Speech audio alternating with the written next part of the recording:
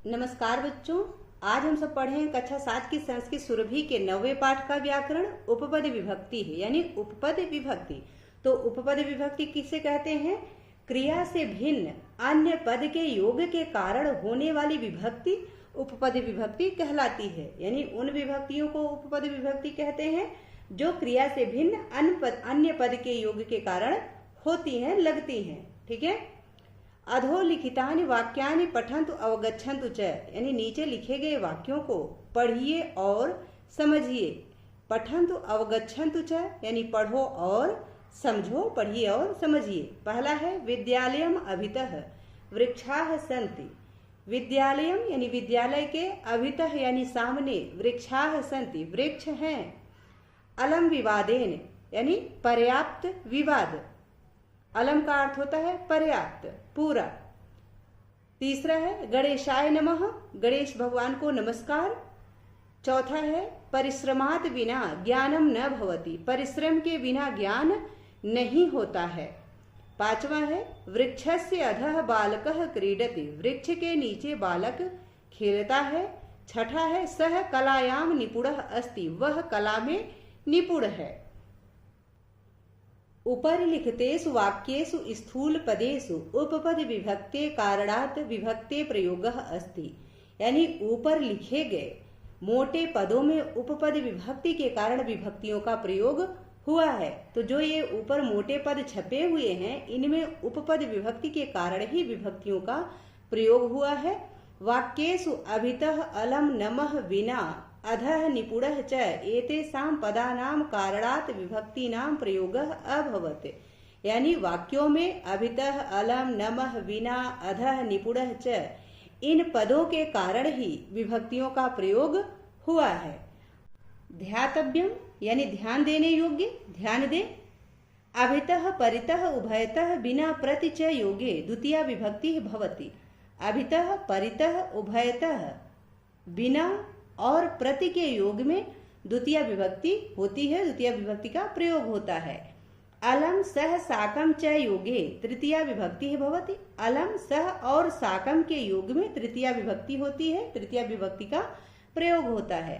दा धातु, क्रुध धातु और नमः के योग में चतुर्थी विभक्ति भवति, चतुर्थी विभक्ति होती है, अर्थात चतुर्थी विभक्ति का प्रयोग होता है। बहिः विना भी धातु च योगे पंचमी विभक्ति भवति। बहि, बिना और भी धातु के योग में पंचमी विभक्ति होती है, अर्थात पंचमी विभक्ति का प्रयोग होता है। ऊपरि अधः पुरतः च योगे षष्ठी विभक्ति भवति। ऊपरि अधः और पुरतः के योग में षष्ठी विभक्ति होती है, षष्ठी विभक्ति का प्रयोग होता है। निपुणः कुशलः स्नेह धातु विश्वस धातु च योगे सप्तमी विभक्ति भवति। निपुणः कुशलः स्नेह धातु तथा विश्वस धातु के योग में सप्तमी विभक्ति का प्रयोग होता है। आगे हम पाठ का अभ्यास कार्य देख लेते हैं। अभ्यास यानी अभ्यास। पहला प्रश्न है कोष्ठकात् उचितम पदम चित्वा रिक्त स्थानानि पूरयन्तु, यानी कोष्ठक से उचित पदों को चुन करके रिक्त स्थानों की पूर्ति कीजिए। पहला है गृहस्य पुरतः मंदिरम अस्ति, तो इसमें गृहस्य भरा जाएगा। दूसरा है मंदिरम परितः भक्ताः सन्ति, मंदिर के चारों ओर भक्त हैं, तो इसमें द्वितीय विभक्ति का प्रयोग होगा, मंदिरम भरा जाएगा।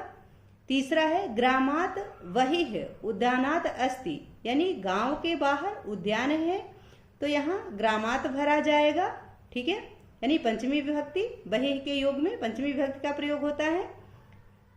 अगला है चौथा अलम कोलाहलेन, तो यहाँ कोलाहलेन भरा जाएगा, यानी अलम के योग में तृतीया विभक्ति का प्रयोग होता है। पांचवा है पिता पुत्राय फलम यच्छति, तो यहाँ पुत्राय भरा जाएगा, देने के योग में चतुर्थी विभक्ति का प्रयोग होता है, दा धातु के योग में।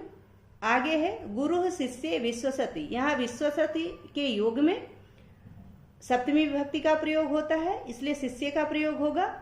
आगे है दूसरा प्रश्न उदाहरण दृष्ट्वा उचितम मेलनम कृत्वा लिखन्तु, यानी उदाहरण देख करके, जो आपको उदाहरण दिया गया है कि सह के योग में द्वितीय विभक्ति का प्रयोग होता है, इसी को देख करके उचित पदों का मेल कीजिए।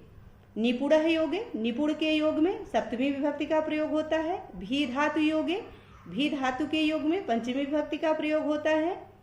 चौथा है उभयतः योगे, तो उभयतः के योग में द्वितीय विभक्ति का प्रयोग होता है।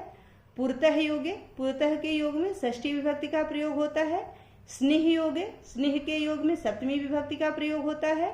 क्रुद्ध धातु योगे, क्रुद्ध धातु के योग में चतुर्थी विभक्ति का प्रयोग होता है। आशा है कि यह पाठ आप सबको अच्छे से समझ में आ गया होगा।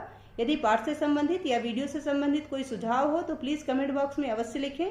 आपकी कोई क्वेरी हो उसे भी कमेंट बॉक्स में अवश्य लिखें। वीडियो पसंद आए तो इसको लाइक करें, शेयर करें और चैनल पर नए हैं तो प्लीज इसे सब्सक्राइब अवश्य करें। वीडियो देखने के लिए बहुत बहुत धन्यवाद।